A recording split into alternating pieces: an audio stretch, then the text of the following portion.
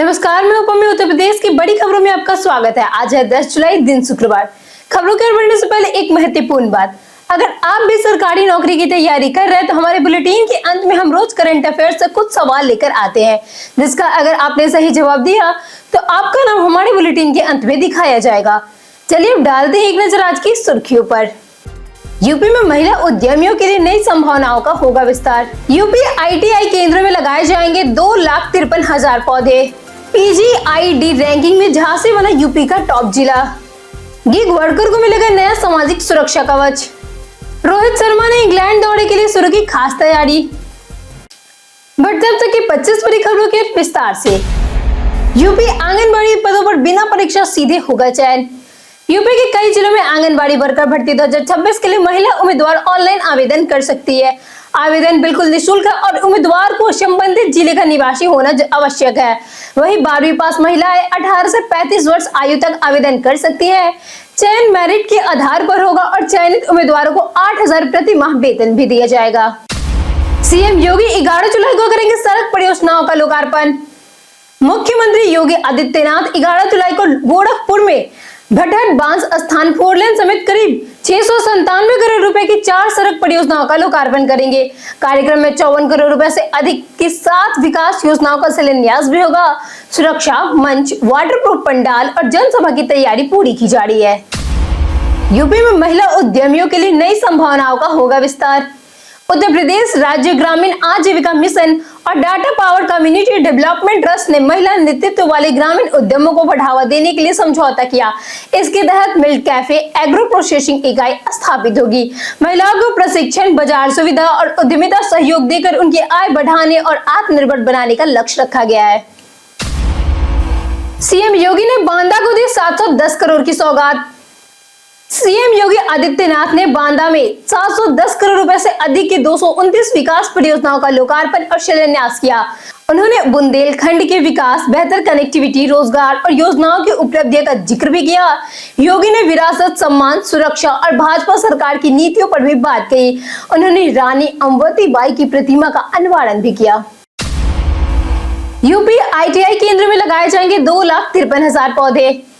उत्तर प्रदेश के ITI और कौशल विकास केंद्रों में 12 जुलाई को 2,53,000 पौधे लगाए जाएंगे। मुख्यमंत्री योगी आदित्यनाथ के निर्देश पर चलने वाला अभियान में प्रशिक्षुक पौधे लगाकर उनके संरक्षण का संकल्प लेंगे। परिसर में फलदार, छायादार और औषधि पौधे लगाए जाएंगे, जिसमें जनप्रतिनिधि और नागरिक भी भाग लेंगे। PGID रैंकिंग में झांसी बना यूपी का टॉप जिला। PGID 2025-26 में झांसी 318 अंकों के साथ उत्तर प्रदेश में प्रथम रहा। गाजियाबाद और गौतम बुद्ध नगर दूसरे, तीसरे स्थान पर रहा।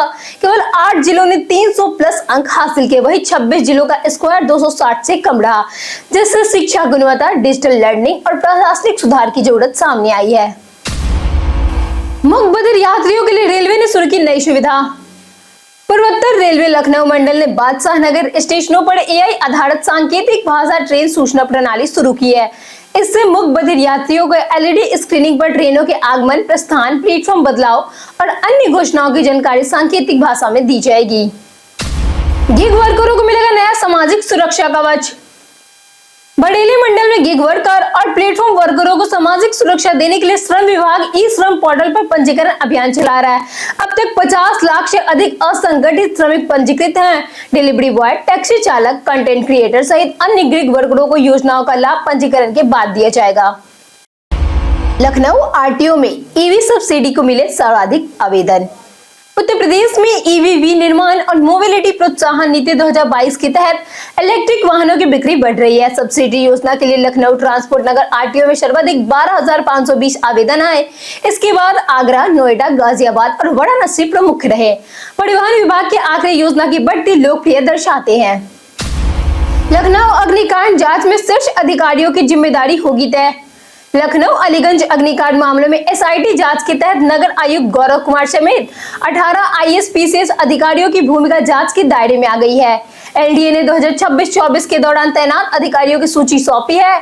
जांच अवैध निर्माण, मानचित्र अनुमोदन और लापरवाही की जिम्मेदारी तय करने पर केंद्रित है। सिविल अस्पताल में शुरू होगी सुपर स्पेशलिस्ट सेवाएं। लखनऊ के सिविल अस्पताल में 15 जुलाई से न्यूरोलॉजी, कार्डियोलॉजी और नेफ्रोलॉजी की सुपर स्पेशलिस्ट ओपीडी शुरू होगी। लोहिया संस्थान के विशेषज्ञ डॉक्टर सप्ताह में 3 दिन सेवाएं देंगे। इससे गंभीर मरीजों को बेहतर परामर्श, जांच और उपचार मिलेगा। साथ ही न्यूरोसर्जन व प्लास्टिक सर्जन की तैनाती से सुविधाएं और मजबूत होगी। गोरखपुर के चौराहों पर दिखेगी सांस्कृतिक और विरासत।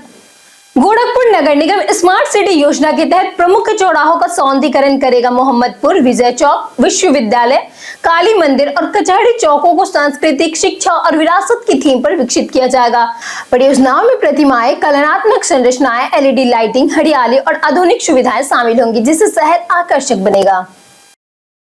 सावन में काशी विश्वनाथ धाम के बैगेज काउंटर रहेंगे बंद। सावन माह में काशी विश्वनाथ धाम में सुरक्षा व्यवस्था कड़ी की गई है। मंदिर प्रशासन ने बैगेज काउंटर बंद रखने का निर्णय लिया है। श्रद्धालुओं से अपील है कि वे बैग, मोबाइल, पेन और धातु की वस्तुएं ना ले जाएं।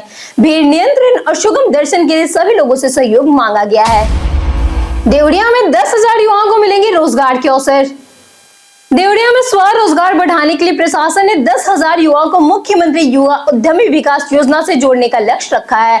हर पंचायत में ब्यूटी पार्लर, सिलाई सेंटर और ई रिक्शा उपलब्ध कराने की योजना है। बैंकर्स को योजनाओं के तेज और पारदर्शी क्रियान्वयन के निर्देश दिए गए हैं। मथुरा की 6 वर्षीय आराधिका ने जीते 9 राष्ट्रीय पदक। मथुरा की 6 वर्षीय आराधिका ने धर्मशाला में आयोजित 14वीं नेशनल चैंपियनशिप में शानदार प्रदर्शन करते हुए 8 स्वर्ण और 1 रजत पदक जीतकर इतिहास रच दिया। एथलेटिक्स और स्काउटिंग की 9 स्पर्धाओं में सफलता हासिल कर उन्होंने उत्तर प्रदेश और मथुरा का नाम साथ में रोशन किया। उनकी उपलब्धि स्कूल ने गर्व का बताया। गंगा विलास क्रूज से विदेशी पर्यटक देखेंगे भारत की विरासत।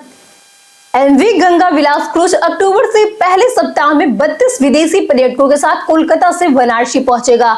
18 दिनों की यात्रा में यह प्रमुख नदी बंदरगाहों पर रुकेगा। क्रूज में लग्जरी स्वीट्स, आधुनिक सुविधाएं और पर्यावरण अनुकूल तकनीकी मौजूद है। सभी सीट बुक है। एक सीट की कीमत लगभग 18 लाख रुपए बताया जा रहा है। यूथ हॉकी चैंपियनशिप में यूपी के 5 खिलाड़ी हुए चयनित। यूपी के 5 प्रमुख युवा हॉकी खिलाड़ियों का चयन youth hockey 5 side Asian championship camp के लिए हुआ। चंडीगढ़ कैंप में 20 खिलाड़ियों में से 15 सदस्यीय भारतीय टीम चुनी जाएगी। शाहरुख अली, केतन कुशवाहा, राहुल यादव, प्रहलाद राजभर और रोमित पाल भारत का प्रतिनिधित्व करने के लिए दौर में है। रेल कर्मचारियों को हॉस्टल खर्च में मिलेगी बड़ी राहत। रेलवे कर्मचारियों के बच्चों के लिए हॉस्टल सब्सिडी बढ़ाकर 8,437.50 रुपए प्रति माह प्रति बच्चा कर दी गई है। यह लाभ 2 बच्चों तक नर्सरी से 12वीं तक की पढ़ाई के लिए मिलेगा। पात्र कर्मचारियों को जरूरी दस्तावेज देने होंगे और एक बच्चों के लिए शिक्षा भत्ता व हॉस्टल सब्सिडी दोनों साथ नहीं मिलेंगे। कानपुर में 1 अगस्त से जमीन, मकान, फ्लैट होंगे महंगे। कानपुर में 1 अगस्त से जमीन, मकान और फ्लैट के सर्किल रेट 10 से 12% तक बढ़ सकते हैं।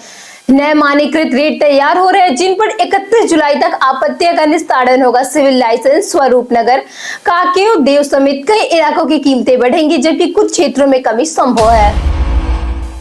अखिलेश यादव ने शंकराचार्य से की धर्म पर चर्चा।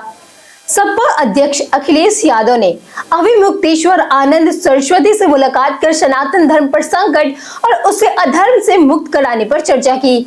यादव ने राम मंदिर चढ़ावा विवाद को लेकर भाजपा पर निशाना साधा। शंकराचार्य ने गौ संरक्षण, गाय को राष्ट्रमाता घोषित करने और राम मंदिर में राम भक्तों की भूमिका पर जोर दिया। जाने आज कैसा रहेगा उत्तर प्रदेश के मौसम का मिजाज। आईएमडी के अनुसार आज उत्तर प्रदेश में मौसम सक्रिय रहेगा। पश्चिमी यूपी में भारी बारिश की संभावना है, जबकि पूर्वी क्षेत्रों में हल्के से मध्यम वर्षा या उमस बनी रह सकती है। गरज के साथ बौछारें पड़ने की संभावना है, जबकि तापमान लगभग 32 से 35 डिग्री के बीच रहने का अनुमान बताया जा रहा है। पीएम किसान की 24वीं किस्त से पहले करें ये जरूरी काम। पीएम किसान की 24वीं किस्त पाने के लिए ई-केवाईसी, आधार बैंक लिंक, डीबीटी या एनपीसीआई मैपिंग और जमीन का सत्यापन सही होना जरूरी है। गलत जानकारी या अधूरे रिकॉर्ड से किस्त रुक सकती है। किसान pmkisan.government.in पर स्टेट जाकर सुधार सकते हैं। रेलवे ने बढ़ाए स्पेशल ट्रेनों के फेरे, यात्रियों को मिलेगी राहत। भारतीय रेलवे ने यात्रियों की भीड़ को देखते हुए दिल्ली बिहार रूट की कई स्पेशल ट्रेनों के फेरे जुलाई अगस्त 2026 तक बढ़ा दिए हैं। बड़ौनी, दरभंगा, मुजफ्फरपुर, दानापुर, सहरसा समेत कई रूटों को राहत मिलेगी। वहीं यूपी के लखनऊ, गोरखपुर, बरेली, कानपुर और प्रयागराज के यात्रियों को भी कंफर्म टिकट मिलने की आसानी होगी। कई कारणों से दर्ज है भारत के इतिहास में आज की तारीख। आज के दिन 1983 में चित्रा के सोमन, भारतीय एथलीट के आज के दिन जन्म हुआ था। 1950 में परवीन सुल्ताना, जो प्रसिद्ध शास्त्रीय गायिका थी, और 1949 में सुनील गावस्कर का आज के दिन जन्म हुआ था।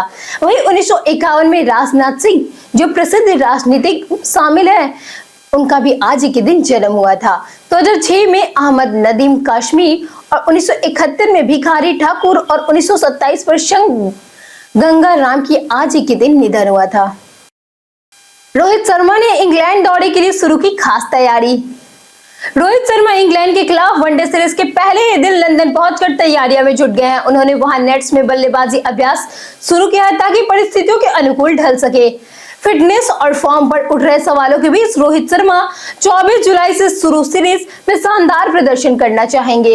हम प्रतिदिन आपसे 5 ऐसे जरूरी सवाल और उसके जवाब बताएंगे जो कि यूपीएससी जैसे अन्य प्रतियोगी परीक्षाएं में काम आएंगे। सवाल इतिहास, यूपी स्पेशल, विज्ञान, करेंट अफेयर्स और भूगोल से रहेंगे। पूछे गए 5 सवाल आपने कितना सही उत्तर दिया यह हमें कमेंट करके जरूर बताएं। इनमें से किसे तीर्थों का राजा कहा जाता है? ऑप्शन ए है प्रयागराज, ऑप्शन बी है वाराणसी, ऑप्शन सी है सोरोजी, ऑप्शन डी है विंध्याचल। हमारा सही उत्तर है ए प्रयागराज। हमारा दूसरा सवाल है आनंद भवन किस नगर में स्थित है? हमारा पहला उत्तर है